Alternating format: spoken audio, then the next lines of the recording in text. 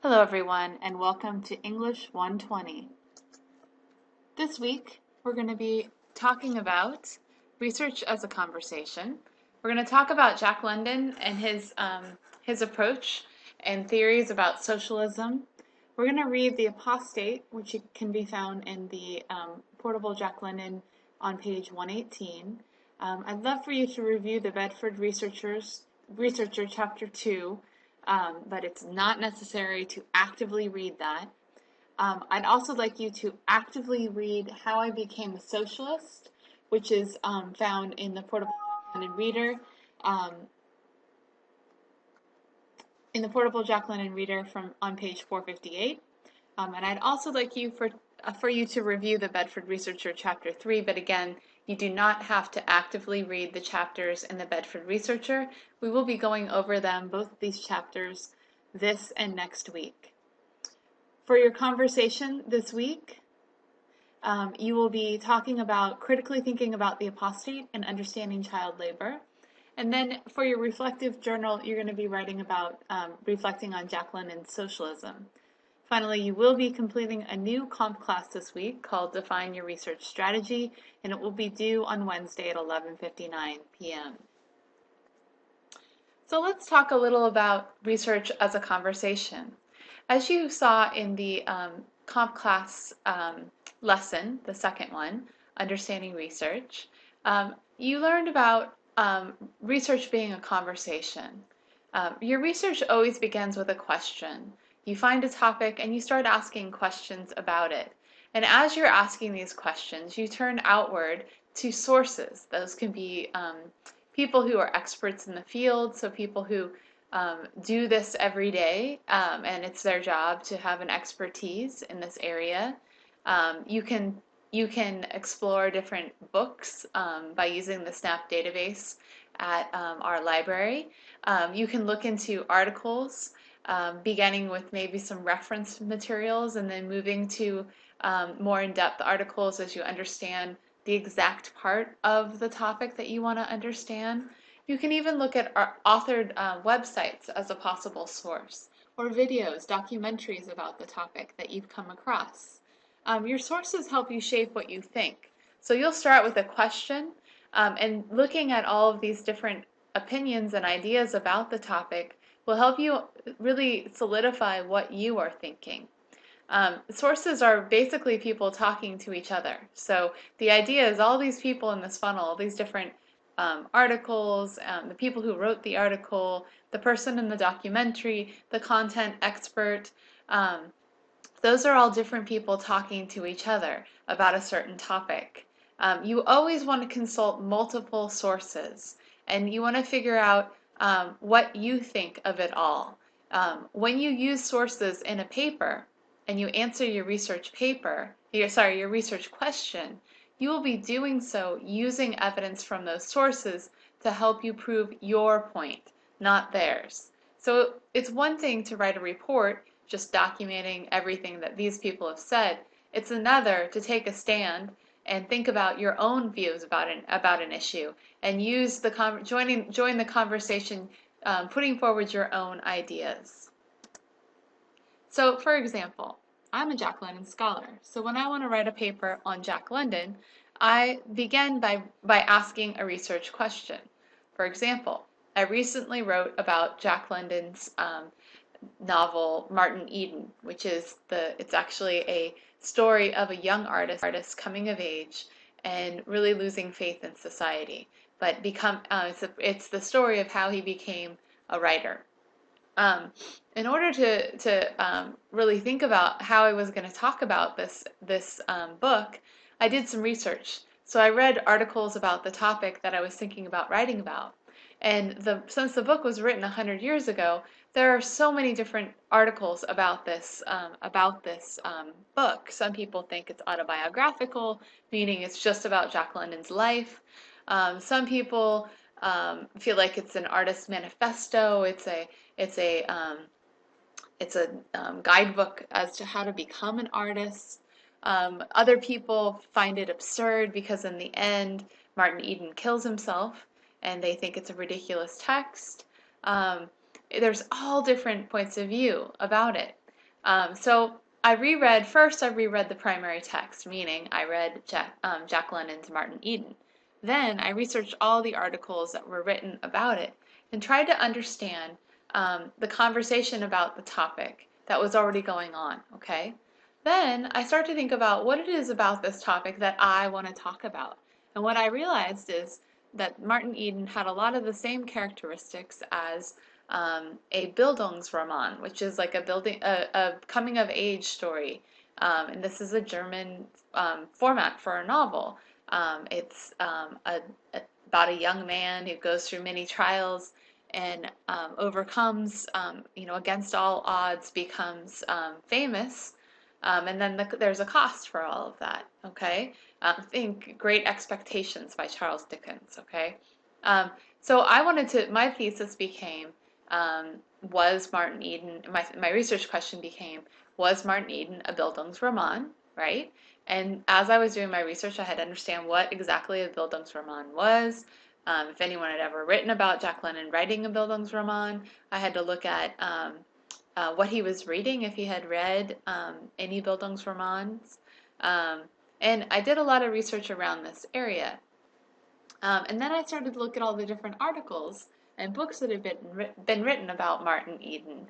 And I wanted to understand, where my thesis fit. Who is on the same side as me? Are there other people that agree that this is a Bildungsroman? Definitely not the people who think it's autobiographical, right? Who's biased in their views? Maybe there's some scholars that are trying to promote, remember I told you when we read the article in the beginning about Jack London and how his biography is kind of still debated as to who his father is, if he was a womanizer, all of those ideas. Um, I definitely want to filter through the articles to see who's trying to present some sort of agenda, right? Some sort of biographical idea based on this. Um, and then um, and then I want to draft my paper using my sources, but I'm only using my sources as a way to support my thesis.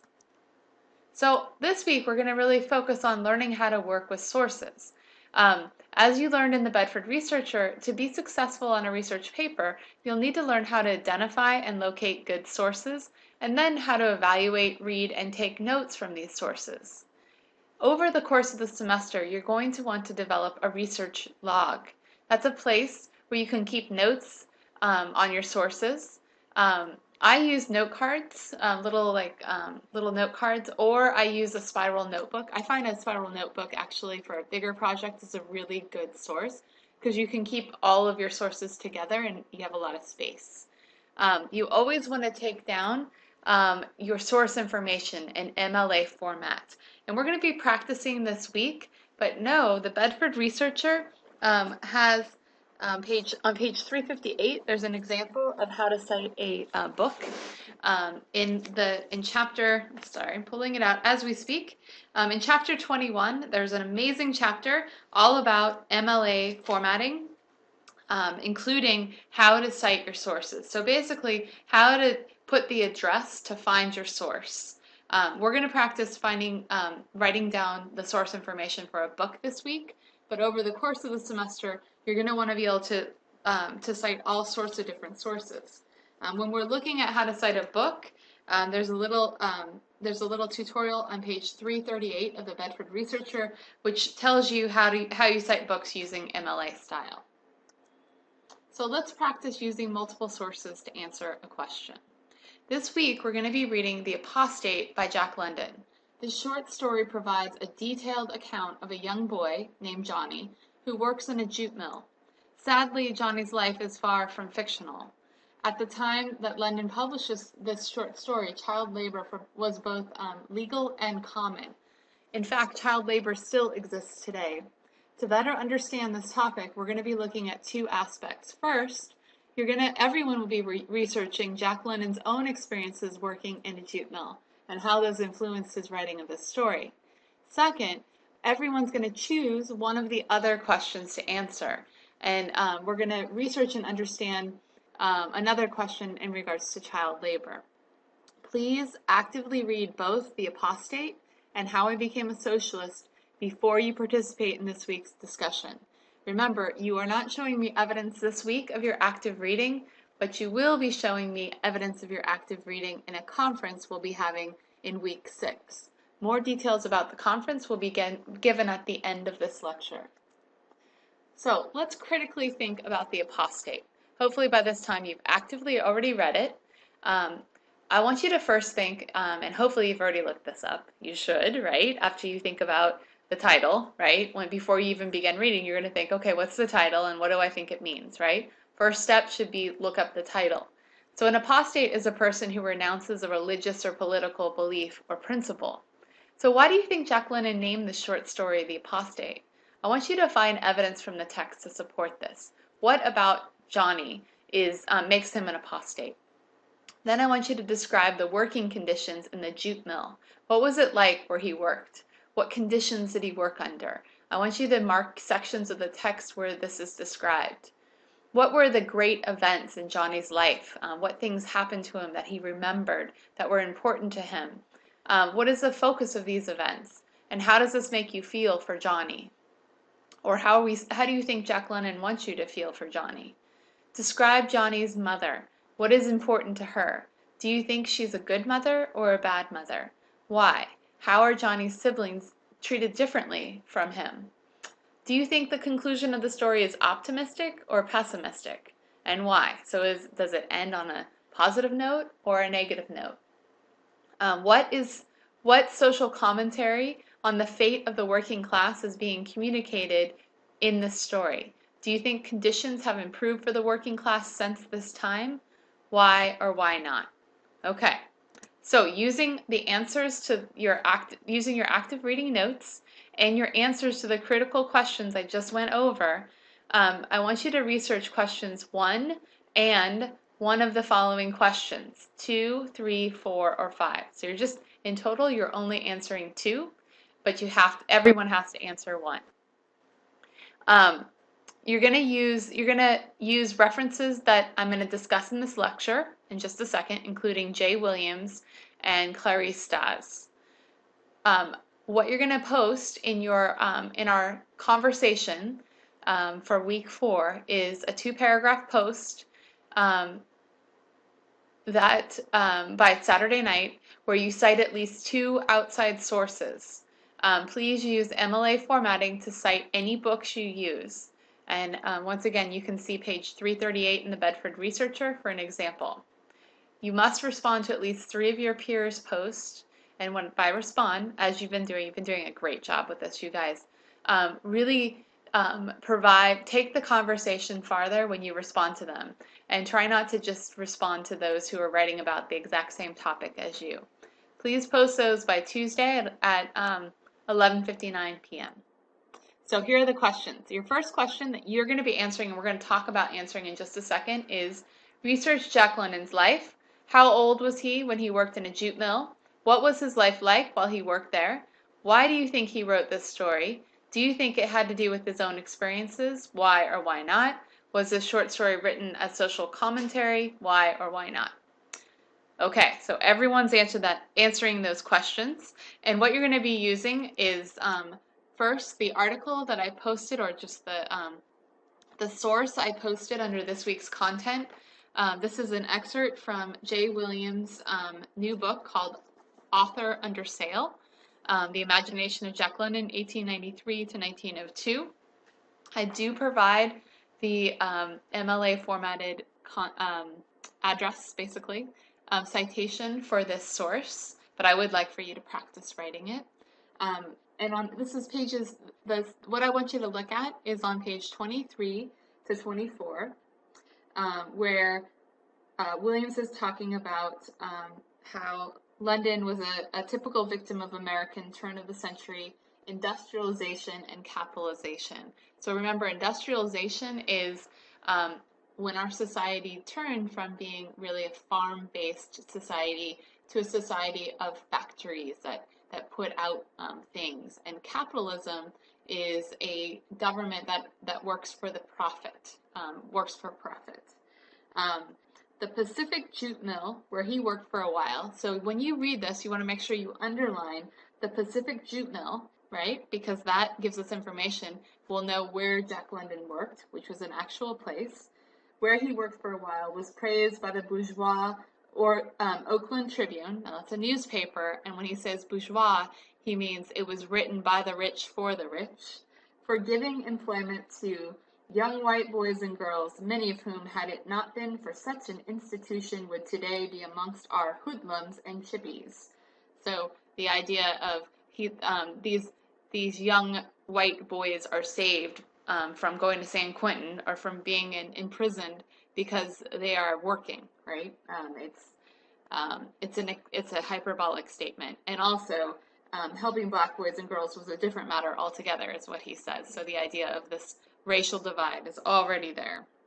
His obedience to his mother, though, had a limit. Jack London's obedience to his mother. So he's working in the jute mill for his mother, to pay for his family.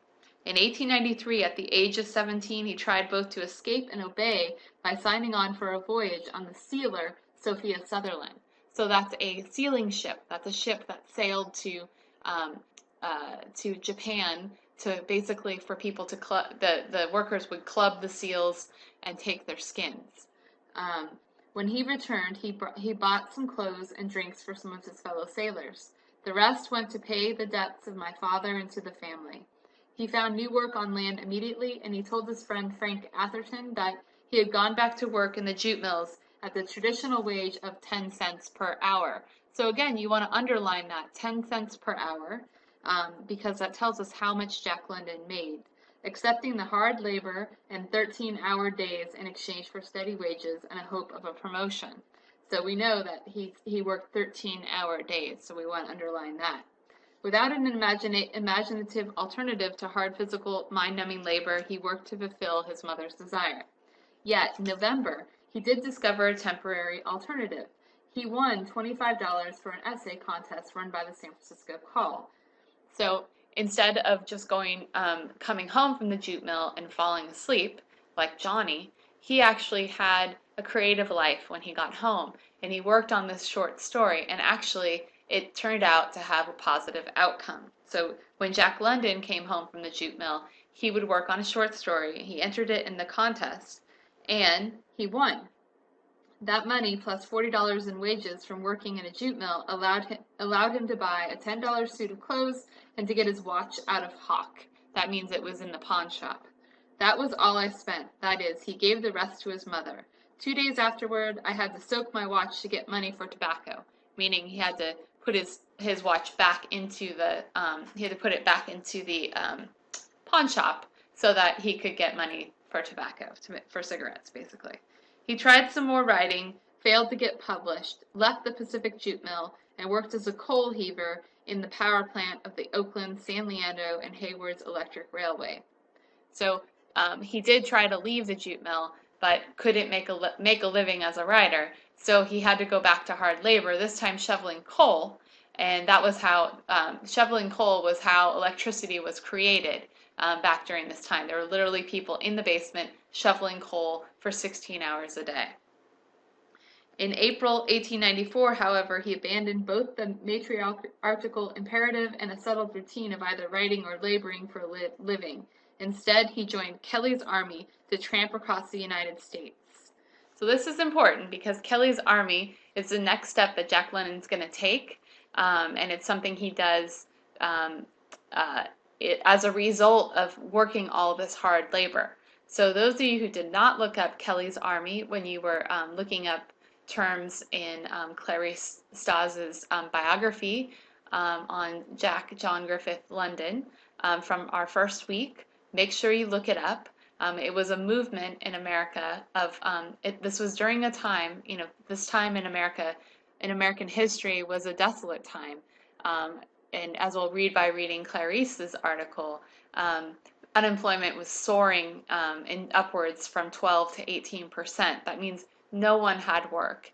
And so it was impossible for people to get jobs, and the rich were getting richer and the poor were getting poorer. So there was a real movement, and Kelly's army was one of the movements that marched all the way from California to Washington. So make sure you look up information about that. All right, so this is the first source from author under sale. So you can use this source to help you answer question 1. Also, you can use this source. This is from Clarice Stas's book, Jack London's Women, and I have the information listed here, the citation information. In 1893, while Jack was at sea, financial panic hit after securities suddenly dropped on the New York Stock Exchange, and the value of the U.S. silver dollar fell precipitously several weeks later. By the time Jack walked off the gangplank, that's how you walk off of a ship, you use a gangplank, in August 1893, unemployment had tripled to 12%. In just a few months, dozens of banks had failed. Thousands of small businesses collapsed. Workmen been forced out of work and families cut adrift. Unemployment would rise to 18% over the next year. So that seems like an important piece of information. Remember, you're using information from both this source and Jay Williams' article in order to support your answer to question 1. You can also use anything that you've read previously in this class. Given this inhospitable climate, Jack returned not to his old buddies on the waterfront, but to his parents in their ramshackle home. His earnings from the sea did not last long. He soon found a job in a jute mill where he stood by rows of rotating bobbins, moving from one bobbin to another to attach the cord and begin another spool. So there's more detailed information on what it was like to work in a jute mill. The workday ran from 6:50 a.m. to 5:50 p.m. So that's details about the times he was at work, with a half-hour lunch break over a 6-day week. The spinning room was noisy from the tightly aligned machinery and filled with the lung-clogging debris of jute fibers. More information about what it was like to work in a jute mill. The close juxtaposition of the revolving machines with moving belts all around led to accidents, the loss of fingers and even arms. Pay for a white male was typical of factory work, about $1 a day. So more information about what kind of pay was made, with fines averaging a quarter for each work rule violation. Overall, jute mills were cited by the California Department of Labor Statistics for their use of child labor, unsafe conditions, and insensitive management. Leaving that job, Jack found another equally bad shoveling coal, 12 to 14 hours a shift, for the Oakland Steam Railway. All right, so these are your sources to work from to answer question number 1. When you go about answering 2, 3, 4, or 5, I encourage you to visit the McCarthy Library. You can work with our librarian, Stephanie Gross. She'd love to help you and direct you to the right sources. I will also be posting some more information about where to find sources about these topics that should be useful. You can also use just basic references like Wikipedia. You can start there, like if you want to look up what a jute mill is or something like that, that's fine. But if you want to support what you're saying, you want to use more detailed references, that will really support what you're saying. All right, so the last thing that I want you to work on this week, besides your comp class, which I'll talk about in a second, is your reflection journal. You're going to be first reading How I Became a Socialist, the essay that Jack London wrote for the San Francisco Examiner on Christmas Day in 1895. After you read it actively, I'd like you to answer the following questions. What is socialism? How does Jack London define socialism in his essay? What is a nihilist? Why do you think Jack London says, trace this word? And I highly recommend using the Oxford English Dictionary for this one. This essay was first published in the San Francisco Examiner, December 25th, 1895. Hence, the reference to Christmas. Why do you think London published this essay in a public newspaper rather than in a small socialist journal? Why do you think London depicted revolution as a storm brewing on the horizon? Finally, briefly describe how you think Jack London's experiences as a child laborer, or work beast as he called himself, helped shape his visions of socialism. Do you think he puts forward socialist ideas in The Apostate? Why or why not?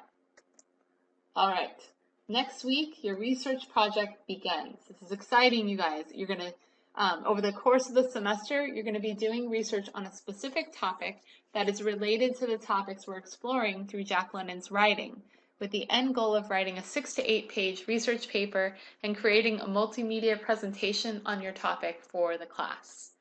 Next week, I will introduce your research topic and you will begin working on exploring possible topics. Please note the handouts referenced in this week's comp class lesson will be completed and turned in next week after the research project has been introduced. They're called Worksheet for a Research Project Timeline and Worksheet of Assignment Analysis Questions. Please do not fill them out this week. You will be filling them out next week.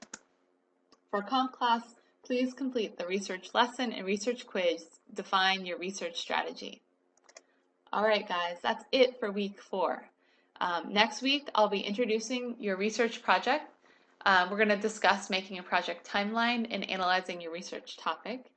The reading you'll be doing next week is What Life Means to Me and The Story of an Eyewitness. These are both nonfiction works by Jack London. And our conversation will be about what does life mean to Jack London, and the reflection journal will be brainstorming your possible research projects, and you will turn in those 2 worksheets I talked about. Finally, you will be signing up for conferences. The conferences will take place during week 6, and I will talk in more detail about this, but they will be in-person conferences, so please make sure that you think about a time during that week where you'll be available to meet with me. If this is a problem, please make sure you contact me. But part of what's required in this class is that we do have one interaction that is face-to-face. It's part of the requirements for online courses at Napa Valley College. So I look forward to speaking with you. As always, please let me know if you have any questions.